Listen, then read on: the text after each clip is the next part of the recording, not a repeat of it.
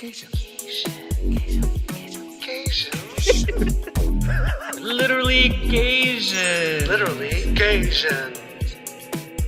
You're listening to Literally Gaysians, a podcast where two gay Asian guys, literally Gaysians,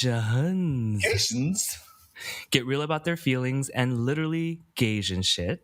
And today we're back again with another episode on EDC, literally the sequel. Why? Well, there's been a little bit of drama. So in this episode, we're going to dig into the Electric Gaysian Controversy. We've invited some new guests, which you'll hear from in a bit. And we can't do this without our guest on the OG EDC episode, rave researcher Aydin. Welcome back, Aydin. Yay, welcome back. I am back again for round 2. Nice to be back. Excited to hear what we have to talk about today. Nice to be back on. And we have a lot to jump into because, girl, all this conversation, why don't you walk us through how people have been reacting from your viewpoint? Yeah, so I think like there has been quite a bit of negative feedback commentary that has arisen because of the fan gate and just like the opening of the floodgates when it comes to talking about raves and Gaysians. But there also has been a lot of positive comments. And for me, like the fact that this is such a popular episode, or it was such a popular episode, speaks to the fact that this is important to people, that this is important research. And I'm so glad that people are calling me in, even calling me out. Yeah, and Fangate is the infamous fanning story at Kinetic Field. We'll get into that later in our thoughts and feelings. Okay, so it's been a lot. In one word, how are you feeling about the response? Learning. That would be my one word. So let me bounce back and let me ask you guys, how are you guys feeling about it in one word? Surprised. I would say, I'm going to cheat. Learning and a little annoyed. Learning and annoyed. But we'll dig deeper into those feelings later. But there's kind of like these 3 main points or conversations that people had about that episode that we're going to dig into. And in this segment, we wanted to bring in the voice of others. So we did. We're going to hear from 2 other people we interviewed earlier this week. First, let's meet them. So roll the clip. Hey, Tay. Hey, what's up, sis? And so, Tay, how do we all know each other? Well, you guys come to an event I used to organize, Game Boy SF, as well as now the new iteration, which is QD Nightlife for like Rise and like Switch. And so, yeah, I get to know you from like the nightclub spaces. You're a self-proclaimed rave grandpa. Yes, unfortunately. Self-proclaimed. Yes, fact. She got experience. 11 years. What can I... Oh, actually longer. I've gone to 11 EDCs, but I've been raving since 2009. So back when like EDC used to be in like LA at the Coliseum. Girl, long time. And did you go this last time? Did you go in May? No. Girl, she was taking a break, but also like I feel like I've gone to 11 now, and now I'm like at this point where I'm like, you're either gonna give me a buy 10 get 1 free coupon, or I'm moving on to like other raves. Hi, Martin. How are you doing? What's going on? Thanks for having me on the podcast. So, how do we know each other? Pretty sure we met on Playa 2019. Is that right? Uh-huh. I don't think we Yeah, met Burning before Man. I think I met you. It must have been at like Carl Cox or something. I feel like it's like I don't know exactly when, but it was probably Carl Cox on like a Thursday night, like at 10 p.m. And you live in New York. How's the apocalypse? Is it worse than yesterday, better than yesterday, that your people caused from Canada? Yeah. So the apocalypse, as according to the New York Post. It's better today. Today's we're recording this on Thursday, and it like yesterday was terrible. So Martin, did you go to EDC this year? Yeah, second time. It was great. I camped at Camp EDC. We did the RV thing, and it was super convenient. Now you've met Tay and Martin. Let's dive in. So there's 3 points from last week's episode that generated the most conversation. And the first one is what Aydin shared on the clickiness of it all at EDC. So let's listen to that first. for me as a younger person going into EDC, what was very shocking for me was like how divided the Gaysian community could be. Like the SF gays would have their own house party or their own pregame, and then the Seattle gays would do their own thing. It's hard to get into like become an insider in the groups. I personally felt very alienated and isolated. All right, here's what Tay and Martin had to say on cliques and exclusivity. Let's start off with like the New York Gaysian stuff, like, right, and like the divisiveness. As like someone who's like now living in New York City, from SF, from Orange County in LA, like I get to be Switzerland. I can claim neutrality here and not have to claim like what gay like group I belong to. But like as someone who's gone like to so many, it's just like I don't think that's true. For a fact, the way that you have to kind of like think about it is like, if you think about like where rave culture is like rooted in, a lot of like the going to the event is actually rooted in like rave families, right? Like you had like this like chosen family, similar to like the ways that we think about like a queer family, your chosen family. Like raves have them too, and those bonds are like what makes your like your group. And like, yes, like I will go with, sometimes most of the times I'll go with like my friends from like SF, because like those are like my chosen like friends that I love to like go and be with, and you know that I can schedule things with them, and these guys are bonded with me when like I go to like raves. But like I'm friends with like so many different groups, and like even like in the current day and age, there's a council of gays now, and so like each person has like a head, and we have like a group chat, and then like everyone like just coordinates like one like main meetup for like the night, and then we just go have fun for like the rest of the night. And so like I get like his point, like they're hosting like pre-games in like different places, but like you have to understand like those people are like their chosen like rave family, so to speak, and that's who like they want to be with like during this time, and even at raves. So I guess like it's a fine line between chosen family and being cliquish, and I think that's so easy to see. Yeah, There's a certain amount of inertia that comes with hanging out with people that you're familiar with, that you've had existing bonds and friendships with, in some cases like decades long, and it's not immediately problematic that like people want to hang out with people they're familiar with. And you know, events like EDC are a chance for people to connect with people they don't live with. You know, they don't live in the same city, they haven't seen, perhaps people moved to different cities, and so inevitably like people just group together in a way that might be exclusionary to others. But over time, people start making new friends, and hopefully for Aydin, he's just starting out in the scene, he's going to make friends. And, next EDC, he'll probably have more options.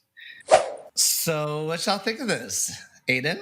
Yeah, so I guess there's a few ways to think about this. Firstly, I just want to preface that I still stand by all my comments, like all my experiences, my lived experiences from the previous episode. And as a researcher, I love the fact that I have that stuff on recording, especially because I am new to the scene, and there's so much that I am learning from commentary from Tay, from Martin, from everyone else. And having that on record, my naivete, for example, in that episode on record, that's really powerful and really important to me. I'm using that as part of research. Everything to me is research, even if it's a bad experience. So I guess to respond to, or to just meditate and simmer on what Tay and Martin have brought up, yeah, there were some things that I think I was arrogant about, in that as a 22-year-old in these spaces and with not a lot of people that I know, this inertia of meeting people, I don't know many people in the crowds. I didn't know many people, for example, at Kinetic Field. I didn't know many people at the home pause and stuff like that. And maybe my defense, and this is talking very honestly about, that kind of initial, like, how do you make yourself feel comfortable in this space? And for me, my gut reaction is to feel secure in my research, to feel like I'm in control of the situation. I'm going to go back to my research. I know what's going on. I claim mastery over something. And this is something that academia is very renowned for being toxic about, like claiming to know something when you don't know something. And I treat this as an awkward learning experience, but also an important one. So, and then thinking about rave families and regional Gaysian faction groups, I suppose that's something that's I've always kind of known, but thinking about how I integrate myself into that social politics um, has always been something that I've been curious about. And that's kind of why I wanted to talk about it, how I experienced the social politics as an outsider, as somebody who is younger, as somebody who doesn't come from the same generation as many people, like not to date myself or to date other people, but also thinking realistically, I had to work 3 part-time jobs in order to afford EDC. This is a work of a lot of labor for me. So I did go in with a lot of preconceived notions that, oh, I was going to be around folks that could easily afford EDC. So that there's a class issue as well that I have to be aware of. And that's part of my research as well, thinking about who can afford spaces of pleasure, spaces of play, rave spaces. This is an upper middle class, there could, like, as Martin talked about in their commentary, this is capitalism. So, and the consumption of EDC, the consumption of raves is something to consider. All I'm hearing as a good Chinese boy is that you're trying to get your money's worth. Yes, but I also think that led me to, again, talking back to the original podcast, talking about how I was so like anal about going to certain things, having a schedule, being really like time specific, having a schedule for what I wanted to do at EDC. For me, it was like I worked my ass off for the whole year to come and experience this, and I wanted to do things the right way.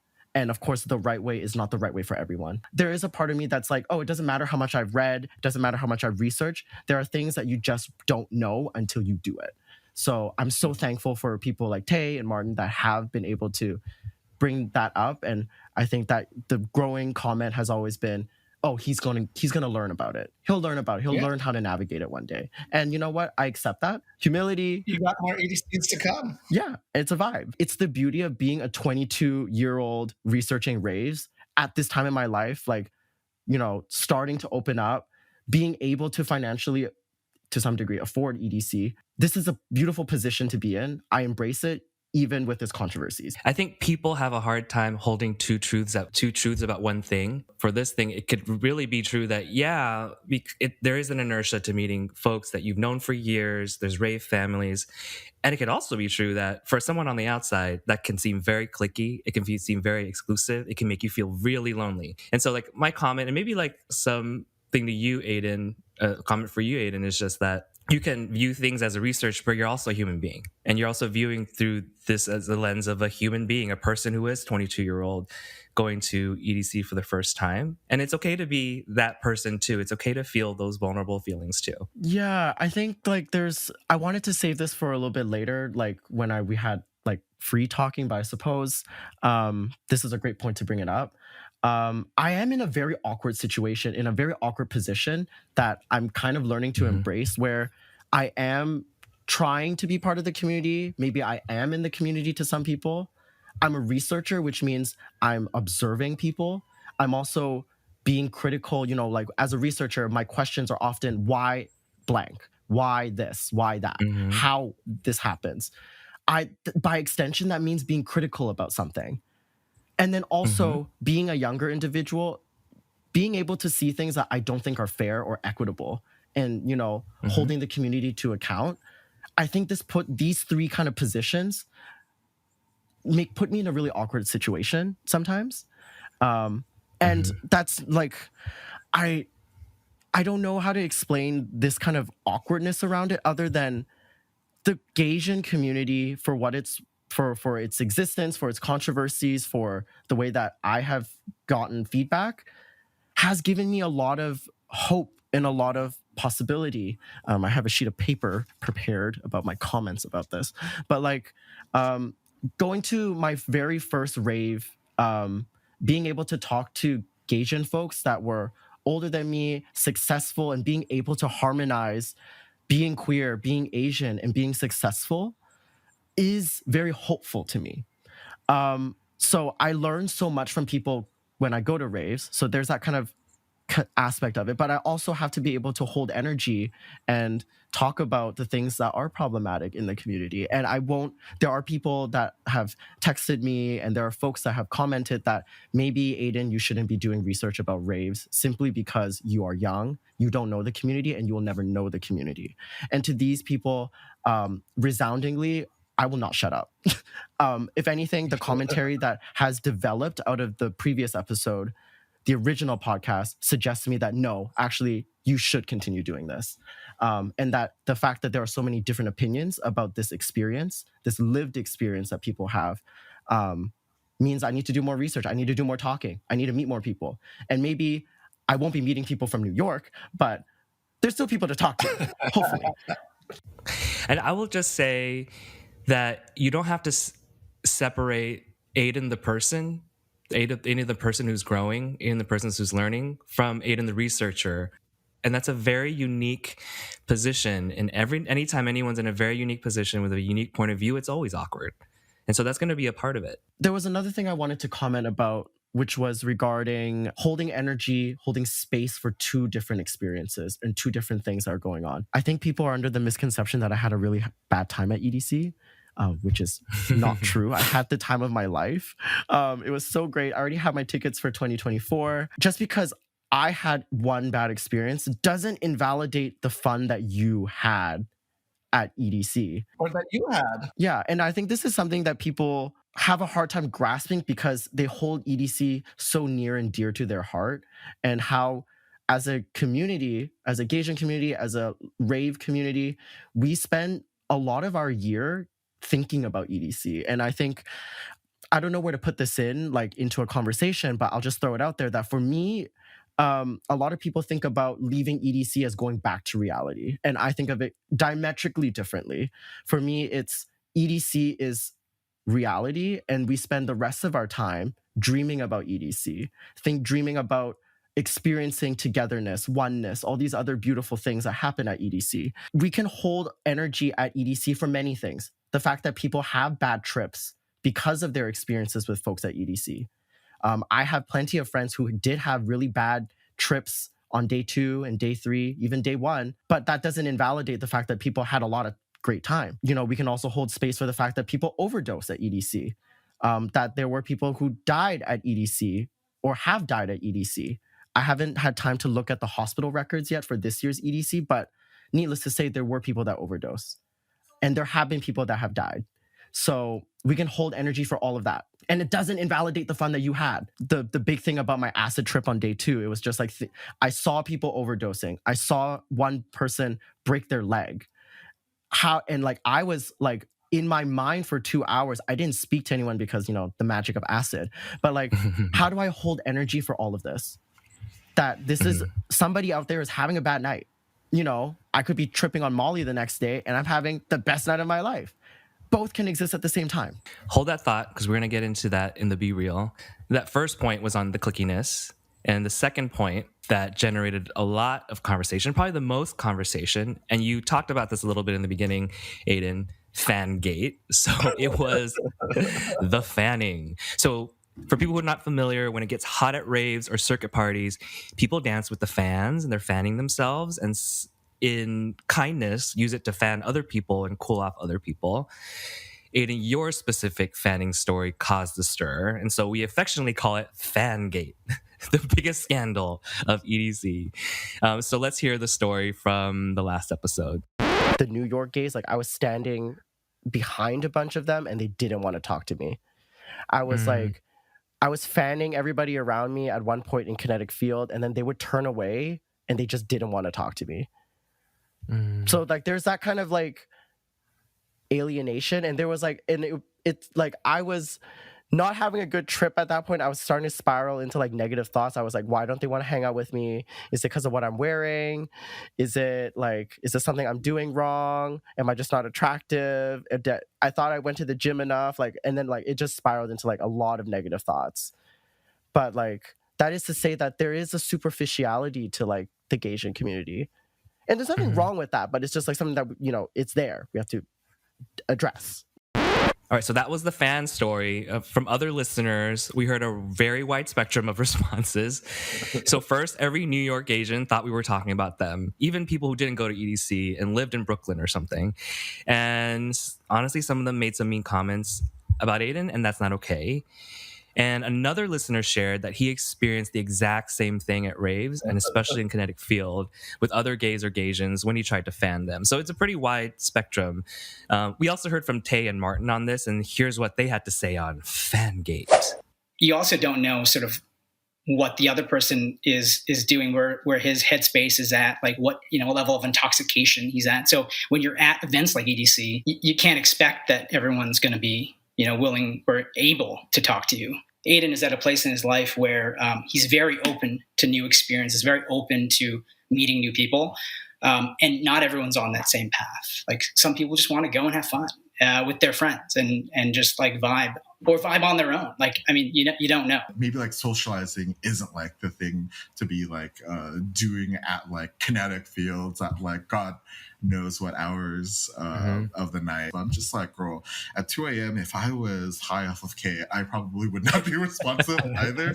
I was likely in a K-hole, or like if I'm like rolling, I'm like just like trying to like throw my energy around and like throw my love to like my boyfriend or like my friends. I'm just like, I love you guys, kind of like energy to like my group, but like that's directed to it's like them, right? And so like not always will you get like that receptive like response at raves, especially at like that time of like night deep in Kinetic Field. So All right, Aydin, anything you want to clear up about this particular story?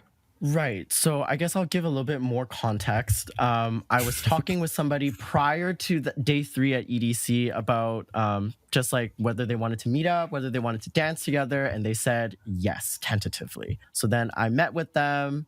And then at that point, they started rolling and then they pushed me away. And then their friends started to crowd around them and then kind of like block them off from me. At that point, I was with my own rave group and we were having a great time. So I was fanning. That day 3 was the night that I was sober aside from taking Adderall. So I was fanning folks. I was making sure all my friends that were rolling were being taken care of. I brought like snacks and like, Vicks inhaler. I was in rave dad mode. So I was fanning everybody else as well.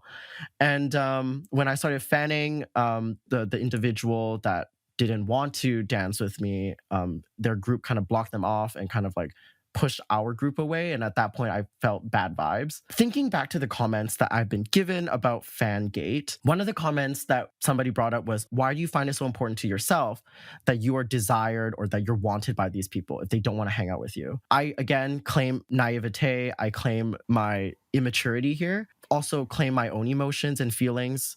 And just say that, yeah, I do want to be wanted. That's a very human experience. Yeah, we all do.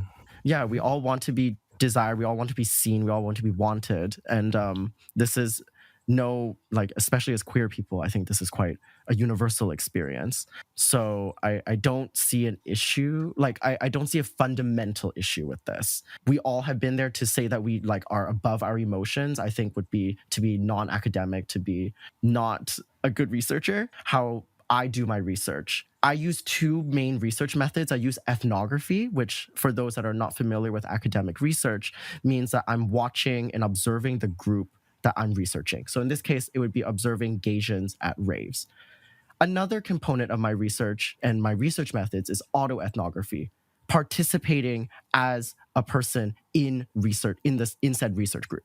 So for me, that means being authentic or being my Gaysian self in a Gaysian space. So yes, that involves embodying my feelings. That involves embodying the emotions that I feel, whether that's wanting to be desired, being horny even, or being, frustrated, sad, and documenting all of that in a very real way, which is why I tend to note take a lot at raves. And, these research methods have led me to like becoming a more well-rounded individual outside of research. So I think going back to your comments, Bao, I do see the human Aydin as growing alongside the researcher. And I think that's a very beautiful thing that I have the opportunity to do. But yeah, that's basically my commentary on Fangate. It all started with a fan. And it wasn't even about fan clacking, to be honest. My favorite thing about this is that your fan gate story is about your one-on-one interaction, and everyone was so pressed that they thought it was about them, which is Yes. like, so how many people were all these listeners like, just being assholes to? I will say at this point though, and I really like this, like I'm not apologizing for my lived experiences. I want to be very clear about that. But I do apologize for my naivete in the moment, because I forgot, dumb as I was, that people were probably drugged at 2 a.m. in the morning. They were high as shit. And you know what? They're probably nonverbal. They cannot communicate their thoughts and feelings clearly. And as the sober person in the space, I should have known better than to take it seriously. And that might be just me as a researcher taking everything seriously. But that is something that I did want to bring up, that Tay illuminated so clearly, that, I was being a little bit too arrogant or maybe too ambitious in thinking that, people were going to be on the same wavelength as me. And that seems to be a reoccurring theme with me in EDC, thinking that everybody wants to enjoy it the same way I do. This is a lot of self-centered thinking that I need to break past. I think that's always the hope, though. We can always hope for that to happen, because if everyone was just to let go of that, you might not run into those fun serendipitous moments. That's true. But I think just being true, being as honest to myself as possible, I think that nobody needs to, nobody is obligated to get to know me. Nobody's obligated to speak to me. Nobody's obligated to even want to dance or interact with me in any scenario, just not even in a rave, but you're not obligated to know me outside of this podcast. If you don't want to listen, you can stop now. If you don't want to, follow me on Instagram, if you don't want to interact with me at all, you don't have to. And I think I need to be honest about that. And I need to be very realistic to myself that, I can't expect that from other people. To pass on some generational wisdom. We've learned this through the years. You unfortunately had to get the learning back from a popular podcast or episode. But at some point you do double down on how you actually really enjoy things. Because there's going to be this natural way you enjoy things. You're going to run into people thinking everyone believes the same thing. And then you're going to get a lot of signals, whether that's cool or not. And then you're going to turn back. You're going to eventually end up back there. I'm going to enjoy it the way I want to enjoy it. Fuck these people.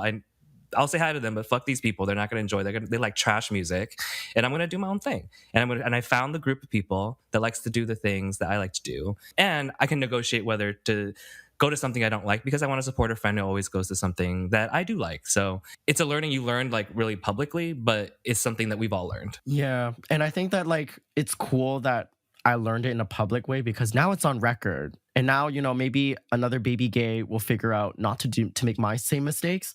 Or even if they make the same mistakes, oh my God, that's a beautiful thing to mistakes are not something to be upset about. Mistakes are I think the one thing that I will say is that when people hear about my experiences at a rave, their knee-jerk reaction is to say, well, that doesn't that's not congruent with my own experiences. So that must be wrong. So I will say on that front that we all, as this is part of human psychology, and famous TikToker Chris Zoe has talked about this very recently on one of his TikToks, but it's human psychology to have a knee-jerk reaction to an opposing opinion and to lean into our own opinions and become, that's why the right tends to go even further right when they hear something from the political left, right? So it's our knee-jerk reaction to fall back on something, and it's very hard to break past that. And what a wonderful opportunity it is to have that documented, to be able to respond to that on a podcast, and maybe show people what that looks like. Yeah. Amen. Chris, what's the last and third point? Okay, last one is I love talking about is a rave bay culture. So let's listen to that. When the whole bunch of gays were in Kinetic Field, you see them not really dancing. You see them mostly eyeing each other down. And they're looking at each other, trying to make an assessment on who's going to be a fitting partner for tonight. Who am I going to make out with? And the politics behind that, of who is recognized, who is disposed of, I think is also part of my research as well. thinking about those kind of the politics within the subculture. The rave baes, do's and don'ts. Yeah, and also thinking about how so many folks have thought conventionally of rave baes as like part of the checklist for EDC or part of a rave, right? You got to find a rave bae to make out with under the fireworks. Oh my God, it's going to be like peak core memory shit. And when we think of it as a win or lose situation, that you've won when you have a rave bae and when you've lost when you haven't had one, and that you failed the EDC experience, that's when it becomes very harmful and toxic. And I myself fall into that fallacy as well. So people were actually really relating to this rave bae vibe on Sunday night, Aydin, that you're describing. One person commented on TikTok, "This is how I felt too at Kinetic." And then someone else DM'd us, totally feeling the same. "I tried to avoid the big gay crowd. It was more enjoyable just with our small crew." Yeah, and I got DMs too about this. And Tay and Martin had some thoughts on rave bae culture too. So let's hear from them. I think he was like talking about like eyeing down like people who's going to be like your fitting partner, being like a part of like rave like culture. I'm just like, no, I think that's a different problem. I think you have to like really decouple like what are the behaviors that were like kind of brought because like the popularity with like some of the gays, especially like some of like the circuit behavior, right? I think there's a lot of like over the years I've seen like circuit behavior being like brought into EDC, and I just like I think I have to decouple those two because like from like my time frame, right, it's just like when you think about like a rave bae, it was like something that was like serendipitous. It was just like it happened like there, and I just like fell for someone. I've had a handful of like different like rave baes I've like met at like different massives, and all of them were not like, oh, we're going to like plan and like be like to meet and be like rave baes. No, it was just like you were like dancing, have a good time, and then like your eyes like locked and like something magical happens, and like that's how it like it needs to be. And now I get his point about like now it's like this like some sort of like checklist of like sorts in this like generation, but I can't say like it's like attributed to like rave culture. It may be like behavior that might be fitting from like other groups like coming to like the raves. So New gays, new Gaysians. Yeah, I mean, I started raving when I was like 15. I went to like raves on like Commercial Drive in Vancouver, these like random warehouses, and I remember like at the time like finding these people to cuddle with all night on the bleachers or on the benches, and it was like beautiful. And I have like very deep, bonds with some of these people still. Also, it's like maybe extension of that like circuit behavior coming into like the rave culture, rave world, where there's an objective, right? People have an objective that night. It's like let's like find someone to hold all night. Let's like find the cutest, most whatever person. It kind of distracts some people from like having fun. This episode brought to bear a lot of issues that I've been thinking about. That's the toxicity of the gay party scene. There is this overemphasis on height and attractiveness and, fitness, wealth, like masculinity, power, influence. All these things are so important. And, as a bisexual man, I've also spent a lot of time in the straight world, and it's just not, the primacy is not on those things necessarily, and they're weighted differently, but it is so hyper focused on these things in the gay party scene that it can be very damaging to people, in different ways.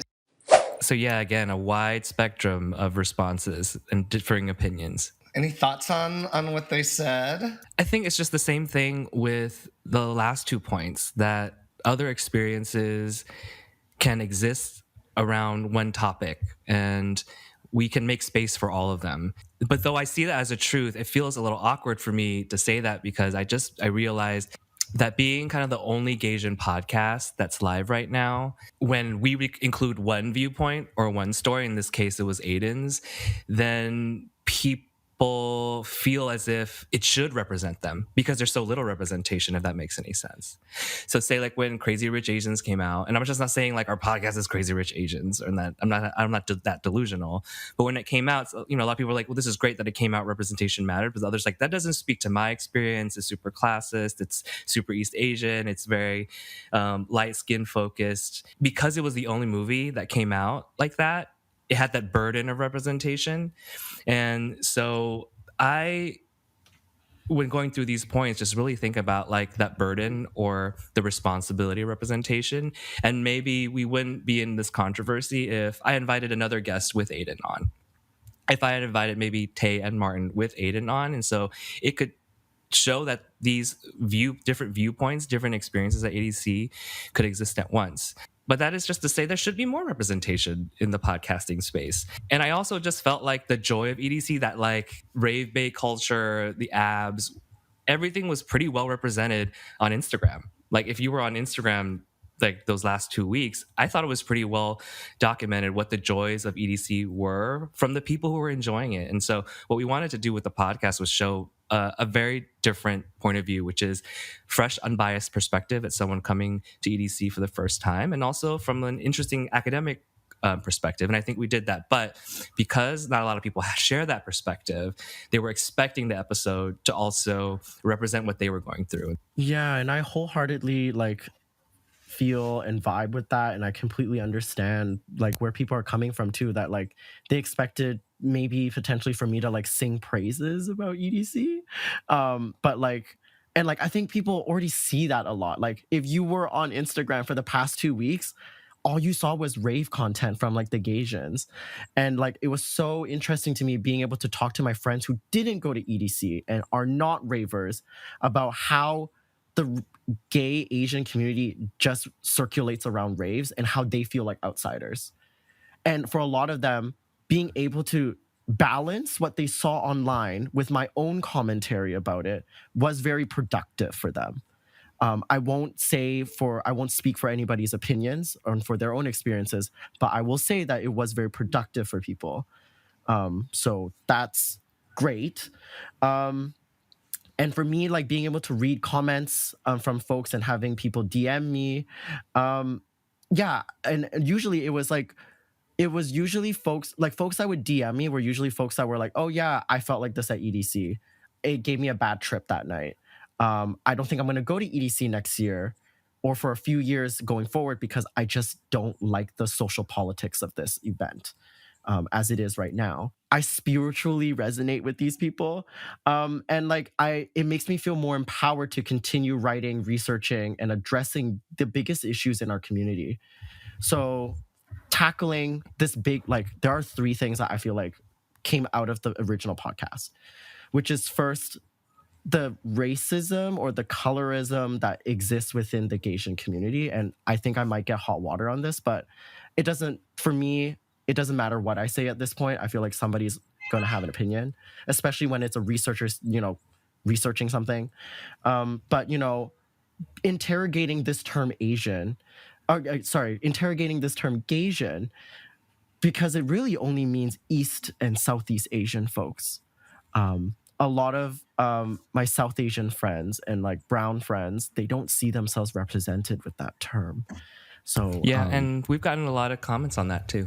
Yeah, we're working on it, but we got a lot of comments on that. But too. it's also like for me, when like my friends, like my South Asian friends and my brown friends tell me this, for me, it's something that I try desperately to like address in my research. And I think the only way I can see this as being addressed is as a form of like queer of color critique, or as part of like a larger like selectiveness in like the Gaysian community. Another issue would be classism, thinking about like, as I've talked about before, that like raves are expensive and that only, the rich and wealthy can afford to go and like throw down money for raves, let alone the other things that go along with raves, like outfits, drugs, and all these other components, right? Like a bag of K is $100 USD, like it's pricey. That's the cheap one. That's a good deal. Oh, That's a okay. good As a deal. broke college student, I'm like, girl, that's too expensive. Market price is $120. Oh, is it? Okay, because like Market rate is I don't do K. I've never done K, MSRP. but interesting. Good to know. Yeah. And then also this last component of ageism. It doesn't matter how much reading I do, how much I research something and like know about something and prepare for a rave. I will always be behind people in lived experiences. And there's only so much reading I can do, so much video watching, so much Reddit reading I can do that will make up for lost time, quite literally. having people message me saying like, oh, it's your first EDC, you don't know anything. I've been going to EDC since 2009, back when it was in LA. And it's like, well, I can't compete with that. And that's not the point of competing with them. That's not the objective here. It really isn't the point, Aydin. Yeah, I mean, and I have to stop you there. I would say to these people, that should be a call to invite you and anyone else in those shoes to return, come back, do more, see more. Like it just why I feel like those folks should, take a different perspective on that. Like, well, I guess it's time for him to see even more, to experience more, so he can write more about it. And Yeah, Aydin, and then- I don't think it's lost time either. You have so much opportunity for time. Lost time would be something like me and Doncha would say. You have some opportunity for lived experience. And I think it's an opportunity, not something that people are using condescendingly against you. Some people are. Some people are. Yeah. But it's like it's an invitation. It's an opportunity for you to have these lived experiences. Sure, you can't have them all right now, but there's such an opportunity for you to have it in the next 10, 20 years, right? And I realize now that I have rambled beyond the original comment, which is about rave baes. So I'm going to return to that.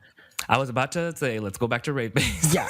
So I'm going to go back to that. And like, I think Tay talked about how like it wasn't part of rave culture to begin with, and that like I have taken a negative experience because circuit culture has kind of injected itself into rave culture. And I think that, yes, there's like, it's really wonderful to hear that this wasn't always the case, but I need to confront the fact that as a 22-year-old coming into the rave scene, this is what I'm entering. And this is something I now need to address. It wasn't like this before, but it's now something that we need to contend with. And this is now, and of course, maybe my comments are naive, thinking about, and like, I think like I did a podcast with a friend about this a few years ago, and I look back now with some like cringe, to be honest, because I wrote about, like, I talked on that podcast about like how dating for me as a 20-year-old, or no, as a 19-year-old at the time, felt a lot like marketing and like having the right photos, having the right lighting, and having the right bio. I felt like it was a lot of marketing. And I look back now and I'm like, that was probably just me being 19 and just like being angry at like being rejected 10 times in first year university. But maybe I will look back at this, like at that original podcast episode and at my own naivete around rave bae culture, thinking about this like as win or lose, and that it's important to people. Maybe it isn't important. Maybe to me as a 22-year-old, it was important, but I don't know. Or maybe I think it's important for people.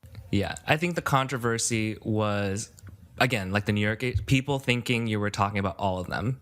Yeah, you weren't. So let's all be careful about like rave bae culture is like the main story of EDC, because it's not. Because I do think you and Tay, and you've listened to the Tay clips, you and Tay do share the opinion that it's changing, that he is seeing circuit behavior, and Martin just, you just heard from the clip, talked about the toxicity, and so it's just an invitation for nuance on the topic. Yeah, for sure. And yeah, like, and I think a lot of my thoughts around rave bae culture came about like from seeing friends at local raves in Vancouver, or like raves in general, where they didn't find someone and then they ended up having a bad trip. Or like, so like for me, it was like, oh, like this was such a big deal to them that it ruined their trip. And that somewhere psychologically that this is important to some people. It might not be important to everyone, but it is important to some people in enough that we should address it. What's funny is that, we're talking about this in the framework of like Gaysians or gays at raves, but like watching TikTok and talking to some of my straight friends who go to the raves, they be looking for, that next hot, cute girl to like make out with, to have like that rave base. I don't think it's relegated to just us. It's something new to raving in general. We just have our own variations of it. Yeah. And our own versions of toxic behavior around it. Yeah. And I wonder, like, and maybe this isn't for me to solve at this point in my life, but like, I've been reading a lot about the right to sex, the right to desire, the right to love. And there's a wonderful book on it. It's called The Right to Sex. Please like it's a great book. It's a bunch of wonderful essays, really. But why are we so scared about saying that we want someone? Why are we so scared to say that we want love, right? Instead of like, it is something that's at face value is a very human need. Mm-hmm. And it's not just a gay thing, it's an everybody thing. Yeah. And I But are will we say, focused on it too much, though? I Maybe mean, some people. maybe, but then also I don't know where I'm going with this, but like certainly like, late stage capitalism in a world where like, dating apps kind of rule the world, and like we are feeling a lot lonely, and it's also post COVID. Let's keep this in mind, that people want intimacy. People want to connect suddenly. There's an explosion of that going on. I'm down for that. I understand. I think people are much more sensitive about their loneliness, that they, including myself, will try harder. Being sensitive to loneliness, but then also being open to saying that, yeah, I do want love. I do want these things. I think is also important. Like saying those words, at least for me, I think that's important. And I think that's something that I accidentally omitted in my own commentary on the previous episode. Like, yes, I did intend and I did want to dance with somebody. And that It's didn't the happen. Autoethnography again. But I like, last comment about this rave-based situation. Again, I want to be clear that I still stand by my lived experiences and what I said in that original podcast. The only thing I will say though is, in trying to be diplomatic and trying not to name the said group and individual that I had a negative experience with, and being on a live podcast, like I just haphazardly just said, oh, the New York gays, and then I started Fangate. It's crazy how like a sentence can change things. And I apologize to anybody who misinterpreted that. I'm sure you're all fantastic people. But I'm also completely aware that this might have ruined some of the social, like I might have a more difficult time next year at EDC, for example, or at another rave event, or in any interaction with New York Gaysians potentially, because of just social politics. And I'm okay with that. I accept that as part of being a public figure. Academia is hard as it is.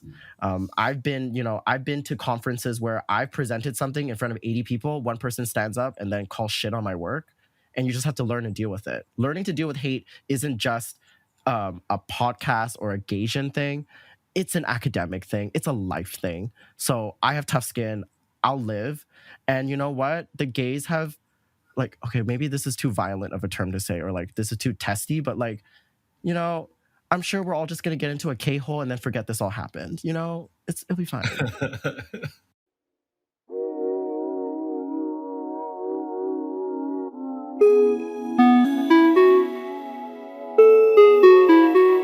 So, a lot of thoughts, a lot of reactions.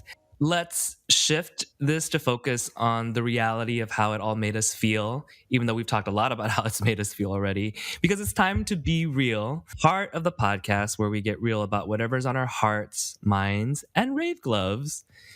Aydin, as our guest, I know you've probably said a lot of the points that you wanted to get across in your Be Real in any case, but why don't you go first?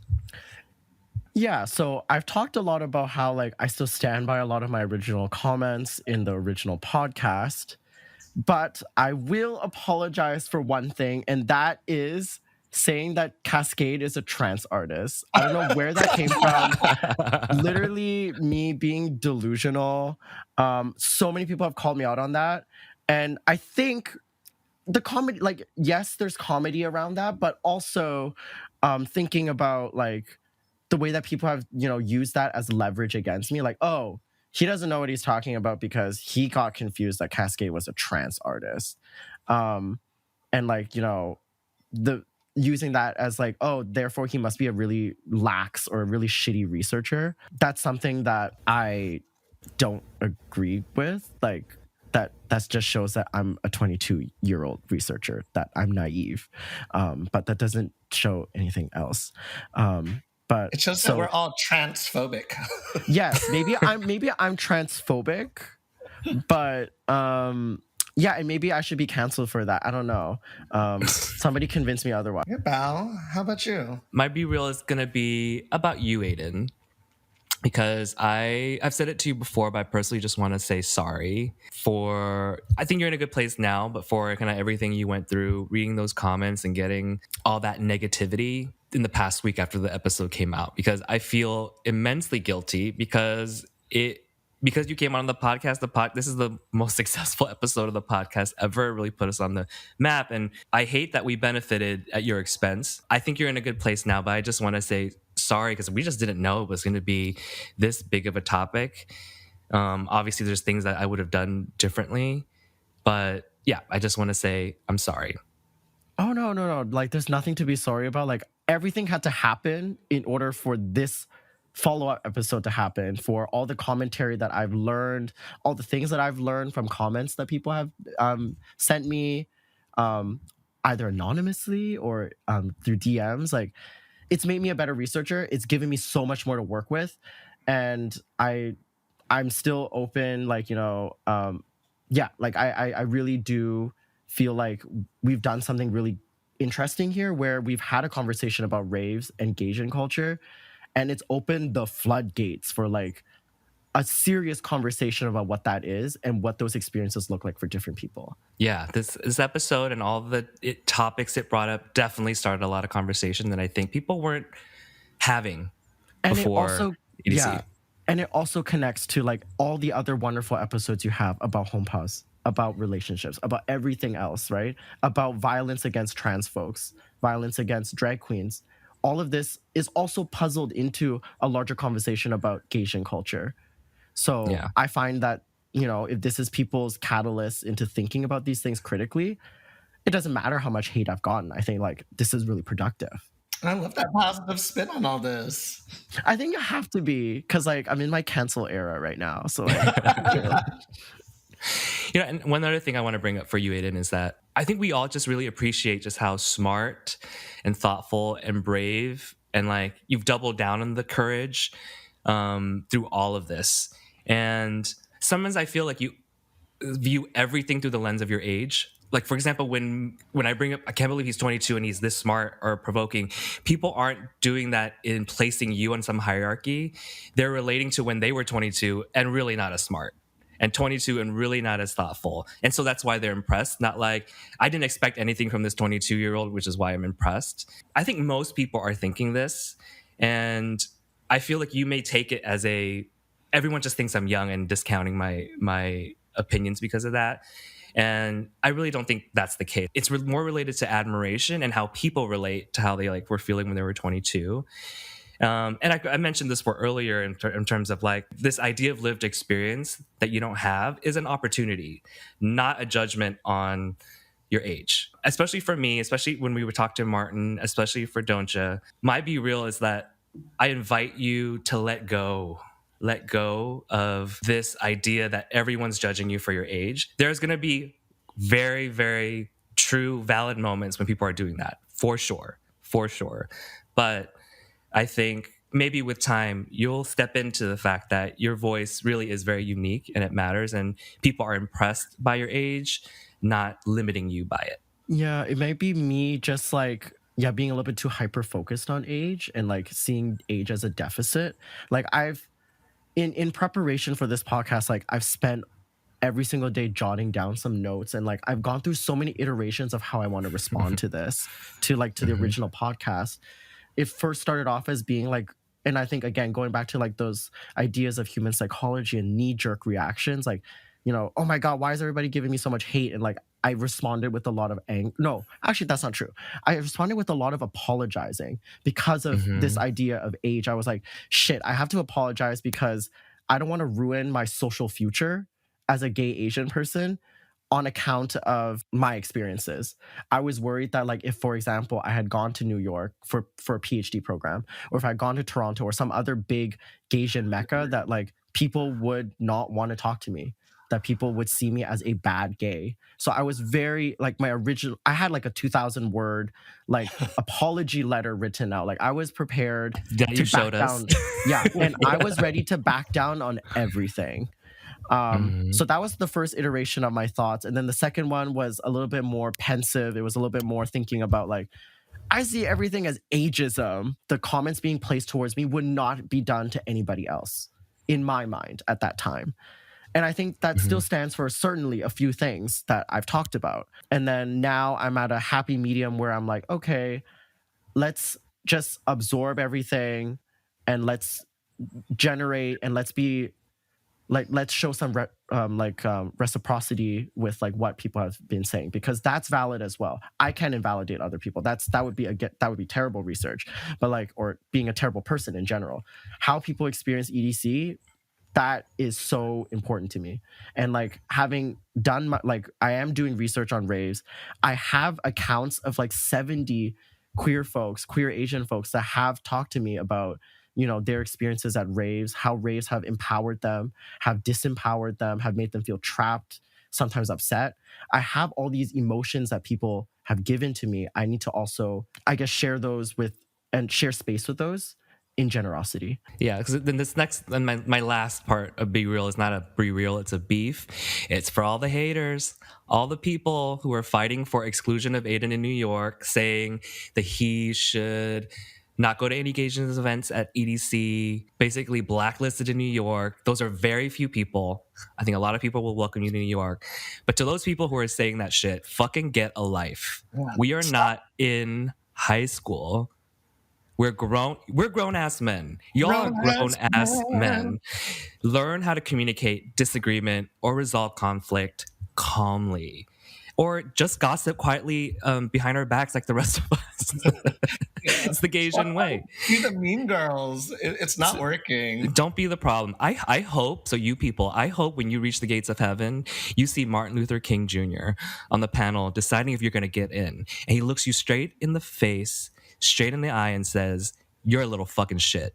So you are literally on the side of inequality. Congrats. Die on that sinking ship. And that's the end of my rant. She had a lot of feelings about that. She was being real. Y'all grown-ass men in your 30s, just shut the fuck up. Do something else. Like, I think there was a point in my thought process behind like the comments around the original podcast where I was just thinking like, okay, a bunch of like successful, rich Gaysian men are upset at the opinions of a broke-ass 22 like college student is really what it was. And I was like, I didn't realize I could make people so pressed. Honestly, like, the power, but also like just thinking about the fact that people do have such a visceral reaction to that shows that there is something here that's interesting and there's something at stake here. Yeah. But And if we can just put all of that energy into lawmakers who are trying to take away trans or gay rights, I think we'd be in better shape. Anyway, okay, that's my Be Real. Chris, time for you to be real. Oh my God. It's like, I feel like a lot of my feelings have been kind of communicated by both of you. Like, but I think what my takeaway from these last two has been surprise at how big it is. And I just thought it was going to be like, oh, we're going to talk about EDC. It's so fun, just like very superficially, and not understanding how important it is to people. And what it made me feel was irrelevant. It made me feel older and on the outside, and I don't really know what to do with that feeling yet. That's how this is how I'm feeling now. I don't have to resolve it, but that's the emotions that it evoked in me. I think the outsider, the unknown is valuable because not a lot of people who listen to, a lot of people who listen to this podcast have not been in EDC, maybe have no desire to. And to see it through an outsider's perspective or a newcomer's perspective is valuable because you're able to talk about things as if they're new. Yes, it could have been balanced with a veteran's point of view, but it's, again, what I get back to of the burden of representation or the responsibility of representation. When it's the one viewpoint on a bigger platform that's being communicated, everyone expects it to represent them. Yeah. And I still think it's important. Yeah, and I think also the funnest part about this is that doing this pod, it's not that, say, you and me are the experts in everything.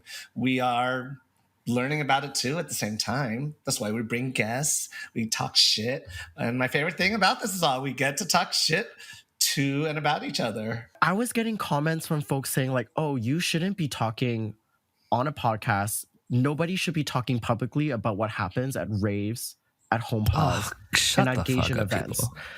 And I've heard that too. and like to those people, my commentary is in line with what Chris you've talked about, that you were surprised at, how something so fun could be so heated. And the truth of the matter is, fun is political. Fun is social politics. Who gets to have fun? Why do they get to have fun? And who does not get to have fun? So thinking about, for example, people saying to me, you shouldn't talk about a home pa. Well, why shouldn't I talk about a home pa? I should be talking about like the politics around a home pod, to be honest. The fact that you have to send in your Instagram account, that there's a vetting process, that sometimes, well, some home pods, I shouldn't say for all. I've been to like a few now that are kind of open. It's fantastic. But there are some that are very closed, right? Who gets to, and who are we excluding? So I to those people who say that, oh, you should not talk about these things, if anything, I'm sorry, I'm going to talk about it more. That's just, I'm just going to do it. Oh, I think And you there can was a unfollow point- me, or you can like trash me online, but that's just what I'm going to continue doing. I think there was a point in which those things were true back when they were all underground. Yes. But EDC, HomePause, those are all run by corporate things now. These are no longer the underground things and where they were born from. Same with the Circuit Party. They used to be underground fundraisers for HIV prevention and education. Now they're just bacchanals and with $10 drinks, and that's what it's grown into. And people talk about it. I mean, I will say home pods are still pretty underground. Yeah. But We're privileged in this sense. yeah, it's still underground. But I mean, EDCs, they spend tens of millions of dollars on marketing. I think once an event takes credit cards, you're no longer called underground. There's still like some like underground parties at LA like taking credit cards, and I'm like, at that point, no, girl. Yeah, and I do want to tie this like very briefly back to like commentary about like that I talked about in the previous episode of the podcast, thinking about like the history of raves, the Chicago underground house scene. Raves were a space for queer folks to be free, to be who they wanted to be, to dance with who they wanted to dance with, to be in love, to find happiness, all these things. Now, when we think about where it's gone now, and as you guys have talked about, once you put in a credit card account, once you pay for that layaway for EDC, you have to recognize that it's no longer underground and that it's not a private thing. It's not like a secret thing. We can't forget that people probably still had some of these feelings at those first ones too. Like they were probably not perfect, like magical moments in everyone's lives there. People were going through it then too. But like, when people are saying like, oh, EDC is still kind of like it's secret, or like home pods are still kind of Fooling secret. yourselves. Like, to be frank, like I don't think I've been to enough home pods. Like, I'm not saying that I want to go to more. Like, I don't know where I stand on that. They're very stressful for me. Like, as I talked about in the previous podcast, like there's a lot of social politics that I'm still learning. And the same goes for raves. Like, I think, like, going back to that rave bay thing, somebody commented to me, like, they just said, well, you probably weren't getting a lot of attention during, like, the fan gate situation because you were dressed differently than everyone else. Everyone else was wearing, like, circuit gear, and I was dressed as Tom Nook. So maybe this is a me problem, like, in thinking about, like, inviting and, like, in thinking about, like, wanting to be seen, like, maybe wearing a Tom Nook outfit wasn't the vibe.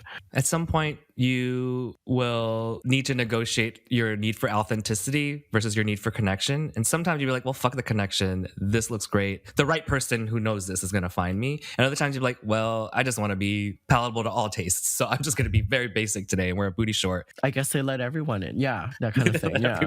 And here I am feeling irrelevant, looking up who Tom Nook is. Fucking animal. Same. I'm just going to just nod and try to agree that I know what that is.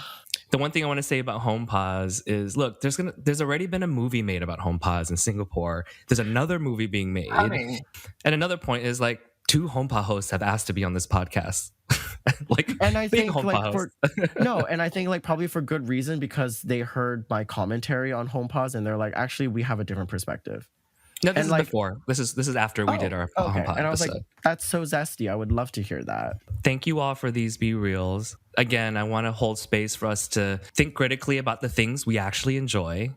We actually enjoy EDC. We actually enjoy gay partying, but it's okay to talk shit and think critically about some of the things that happen that don't vibe with you. But in the spirit of holding space, let's hold space for things that we loved or our favorite memory about EDC. Chris, why don't you share what your favorite memory from EDC is? I still remember it being like 4 a.m. on the last day, Sunday, and daybreak is about to happen, and all of the intoxication just kind of slowed down time for me.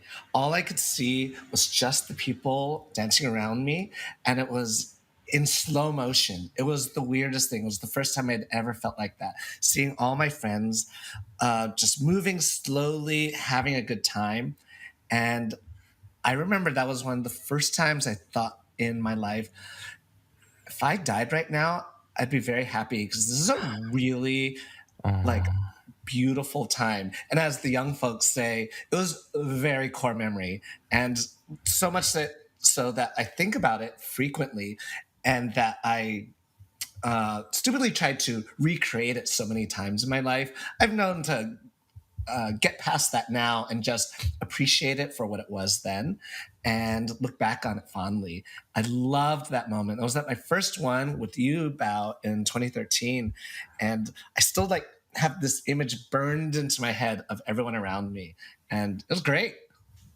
It was great. And that's my same core memory. And I think it was when it was like 2013, 2012 or something like that, 2013. And Calvin Harris set. And Calvin Harris was newish to the pop scene, right? His like hit song started like being hits on like top 40. And I think he dropped Feels So Close. And I think we all just felt it together. And I think it was a combination of just like us being together, bonding. We had become like a new group of like friends in those like last 3 years. And a pill that was on the market at the time called White Pumas. The glitter ones. The The best. glitter ones, the White Puma era, the White Puma Moonrock era. So I do think it's a combination of the three that really made that situation or that moment just like such core peak memory and peak core memory, sorry. And my biggest joy from EDC is like when we came back, I think you took some of that feeling and you made this video. And it's so weird that you say that the Calvin Harris Feel So Close to You song was so big, because not knowing anything about the music, I made this cute little video, and that was one of the background tracks in it. And I'm very proud of it. It was, and we watch it. Was it the one that you sent me? Yes. Oh my gosh, Yeah. it's so cute. And it was video editing before Reels and TikTok. So like Chris was actually in Final Cut Pro putting all his like iPhone 3 or Oh my iPhone gosh. 4 videos together, and it's so hilarious. And so we're going to include a link to that video in the episode notes, and so you can check out the video because we finally get a place to share all of it.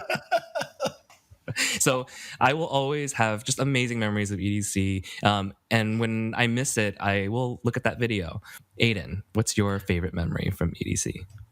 I've only been to one, but I think it was day one of EDC, and I was tripping on acid. I had like a really bad start to my trip because I had seen people OD. I saw somebody break their leg, and I was like, this is a Oh my lot. god! But then my friends wanted to meet up to see Set the Sky at Cosmic Meadow. And we've got like the perfect seats on the bleachers. We were just sitting down, relaxing, looking at the lights. We're smack in the middle, like dead set center of the stage. We had a perfect view. And then the fireworks started going off. Set the Sky was playing Rush over me. And then it started raining. And I just felt like a white girl in a Pantene commercial. Just like, oh my God. Just like, oh, it was so good. Like, I don't, that shit runs in my mind all the time. It was good. And then like you turn around and you see your friends and they're also tripping balls and like their pupils are so dilated and you're just like, I love you. And it's just like, as kooky as that sounds, I'm pretty sure we look like insane people, but like it was so much fun. And it started raining harder and then people were like running away and we were just sitting there like, vibes. What is it about the fireworks? So it always makes me like, ugh, it's like, yeah. feels And then so like great. when you're on acid and like the rain touches your skin and you're just like, oh, it's great. Like Natasha Bedingfield. Feel the rain. Dated reference. Okay, sorry. I got you. No, I got you. Yeah, justice for her career. Well, we have actually one more fun segment to close out the episode. But before we do that, we want to thank you, Aydin. Thank you so much for coming on again, especially doing it after everything you've been through. Again, complete admiration and respect for how thoughtful you've been. So thank you. No, thank you so much for having me again. All right. Bye, Aydin. Thank you.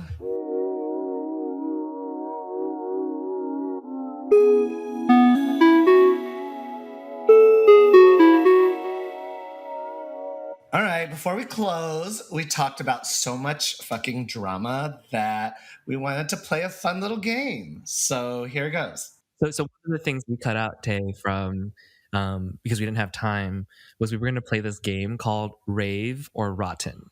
So we bring up a topic and you let us know whether you think it is in the spirit of a rave or if it's rotting the rave culture.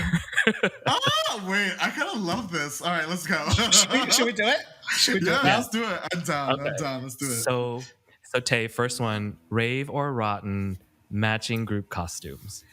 Okay, to each their own, but I will tell you this. As someone who's gone to like so many of these, I slowly became like less inclined to do like outfits because like at the end of the day, it's like, are you fucking comfortable? I used to be one of those people who like wear a tutu and then I get like caught on someone. I'm like, this is not it, all right? I need to be in comfortable shoes, and they want me to wear like these colored shoes that they bought as like a group. I'm like, no. Now I'm like, I will minimally meet like the theme. I think like on Saturdays, it's always like Pink Saturdays and Pokemon Saturday. You can find me literally wearing a pink like thing and like a t-shirt and like, all right, I'm good. I'm pink, but I'm not doing the extra like 10 miles, the whole Pokemon thing. I wear like a Pokemon candy perler. I'm like, all right, I'm good. This is my outfit.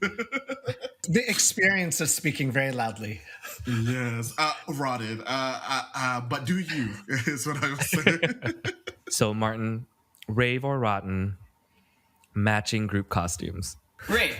I think to an extent, right? I think that it's fun. It's going to happen inevitably because you have people that like want to dress up. I think it also, right, going back to sort of the idea that it can be a good thing and a bad thing at the same time. Like it is exclusionary. Like sometimes you see like, you see a group of people doing it. You're like, oh, why isn't that person doing it? It's like, did they do something wrong? And it's just like that kind of shit. That's like, it's like high school stuff, right? Is that what you think when you see one person not in the group, not dressed up in that? Well, maybe the Amazon order just didn't come. Yeah. Well, but it's like even thinking about it, spending time on like, ooh, like why didn't that person get included? It's like that kind of stuff is like, who the fuck cares? Like, but I do think that like for a friends group, having costumes is nice, and it's like a nice way to bond, and it like adds to the festivity of EDC and other raves. It's not for others, it's for you and your friends. Exactly. Yeah, I will do the group costume if someone else is in charge of it. And I've had friends in the past who've been amazing at being in charge of the group costumes. And I will do it if it's sort of like the bridesmaid's dress. Like, not everyone should wear the same dress, but maybe give like a color, and everyone can choose to do it in ways that are flattering to them. Because I'm like, my friend with an 8-pack, of course, looks great in this costume. Then like all of us are just spilling out of it. Well, yeah, I mean, like, I totally hear that. And like when I did group costumes for White Party, like I sent it to like a really big group, right? Because I like wanted everyone to feel like they could participate if they wanted to. And we gave options. Like it was like a couple LA guys and me, and like we like thought about like would people look good in this costume, in different body shapes and stuff. So we thought about that stuff, and then we sent it to the community, and like very few people did it. And so it was just like us and our closest friends. But hey, like it went out there, it went like, and they had the choice. They just. Well, also, let us not forget, we went on a cruise together, and you and I spent hours like setting up group costumes. All right, yeah, I'm terrible at it. You're so much better at it than me. Rave or rotten Gaysian dance circles. So you know, like when people have you gone to like a circuit party or like white party, and then like I think people. It's like I think it's people who like slowly getting comfortable like touching people who they're attracted to, and they like just get into like this little circle and they hold each other just like this side to side, and then like suddenly the circle gets bigger and bigger, and they're just swaying side to side, no talking, just swaying. Rotted if you are doing it and you're just like building. I think like in the gay sense it's rotted. In the rave culture that's actually something that's really normal. Like we had this experience actually at Tomorrowland, and it's like Alesso's playing and he's like playing his like his song, and we're just like all holding each other, but we're all like singing to it, and that is like really core peak memory for sure. And so like that should stay, but like just do it for the fuck of it, just like holding each other. I don't know. Rotting. Rave or rotten Gaysian dance circles? That's a hard one. I think it has to be, you know, if I had to on a balance of sort of like, it has to tip into the rave, right? Because, and I say that because I think it's a cultural thing. You know, when I went to White Party and I saw that everyone was doing it, you know, like if you know, people in Asia, if they find someone that's attractive or they want to get to know, and I know that's like, there's problematic in some ways, but like they like lock them up, right? They lock them up with their friends, and then they like just like do that for like 5 to 10 to 20 minutes. So like obviously as a North American, like it's kind of weird, right? Because like it's like why would you be like just dancing in a circle by yourselves, right? You know, we're used to just a different way of interacting here. But I don't want to shit on it as well, like because it's like if that's what they're used to doing in places that they come from, then like who am I to say that it's not valuable, not legitimate? Yeah, and you know what? I noticed that it happens more in LA parties and in Bangkok, but not in like San Francisco or New York at all. Yeah, like and you see it at EDC. Never seen it in New York. I've been in New York for almost a decade. I've never seen it. Not at a home pa, like not at a club. Rave or rotten GHB at raves? Oh, okay. First of all, okay. You've said it all in that groan already. To each their own. I will say, because like raves, especially like EDC, are so lengthy. Like dosing and like doing the work to continuously like dose like on the hour, it's like it's so much work, and it's just like, and that's assuming that you hear the alarm too, for that matter. And it's just like it is a lot of work, and sometimes if you do like overdose as well, it's not really a great experience, and especially not a great experience if you're like in Kinetic Field and you just like need to like bounce Kinetic Field. So like in a sense, like is it responsible and fun? No. If you do it, yeah, sure, to each their own for like their choices, but my personal experience is not the best. All right, Martin, rave or rotten Pokemon everything? Man, I just I'm also on a balance, right? Would come out as rave, right? Because it's not my style, it's not what I like, but like if you want to Pokemon everything, then go Pokemon everything. Like if it's your vibe, then do it. Like find what works for you. And for me, it's like if it doesn't affect people, it doesn't harm people, then like I have no issue with it. Like you dressing as Pikachu and holding a Charmander and like dancing beside me doesn't make me feel any less happy. And like I'm happy for you that you found that. So I would say probably like rave is something I would do personally. No, but like all the power to them. Okay, I have a new one. Okay. That we're all probably guilty of. Rave or rotten gatekeeping EDC culture. Oh. Okay.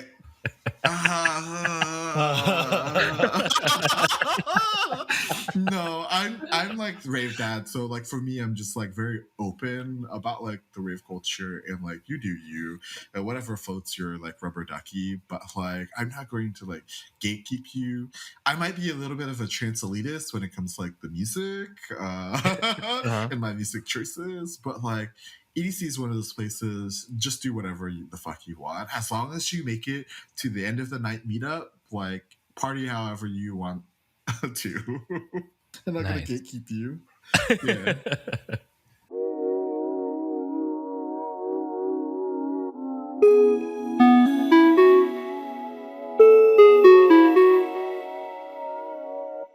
Okay, so that's probably a wrap for now on EDC until the next EDC. Maybe we should all go next year so we can start the drama firsthand, Bao. I'm gonna toxically obsess over finding a rave bae. 1, probably break up a couple. 2, call Calvin Harris a hardstyle DJ. 3, and lastly, fan everyone who hates us. And while you're here listening to us, rate and review us on Spotify and Apple Podcasts. We hear that goes a long way. We want to know what you think and get more people to listen to us to trash talk each other. And speaking of trash talk, do you want a relationship advice from 2 geriatric millennials like Chris and myself? Send in an audio or text question to Instagram at literally Gaysians, and we'll feature it in a future episode. And once again, to reiterate after all of this, in case you forgot, with peace, love, with unity, with respect, and with responsibility. Bye, babies. Thank you. Bye. Follow Literally Gaysians on Instagram and TikTok. Bye. Plur.